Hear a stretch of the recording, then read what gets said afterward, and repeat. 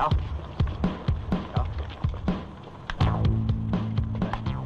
點解唔着校服啊？你黐筋，我嚟揾人着咩校服啊？你揾邊位啊？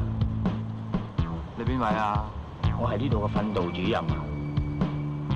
我嚟揾老味。喂，呢度唔准食煙嘅，唔准搭我膊頭。你唔食我咪唔搭咯。你唔搭我咪唔食咯。你唔食我咪唔搭咯。咁你放手嘅我咪掉咯。你掉我咪放手咯。咁你唔放手我點掉啊？你唔掉我點放手啊？放我掉。佢係琛英啊，新嚟嘅代課老師啊。佢食煙喎。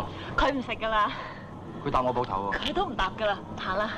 邊有學校唔准食煙嘅？間都唔准噶啦。喂，你咁大聲做咩啊？喂，你咁惡做咩啊？你大聲嘅我咪惡咯。你唔惡我唔大聲咯。佢唔大聲噶，老實行啦。唔係學校真係丙你啊！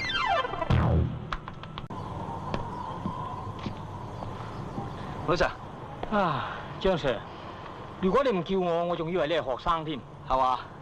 冇嘢，諗住着翻套校服，同啲學生易溝通啲啫。哦，原來係咁。係啊係啊。如果你想着校服翻學，就要尊重我哋學校嘅校規。你係咪要油牙教我啊？你知唔知你個校章同我哋學校嘅校章係唔同嘅？我唔可以俾你入去。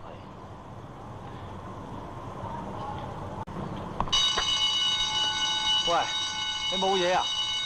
係啊，上堂鐘已經響咗，我唔可以俾你入去。你做咩係都要同我玩嘢㗎？真係！我係同你玩嘢啊？吹咩？咁我先同你隻針。好，我就俾你試下我啲泰拳。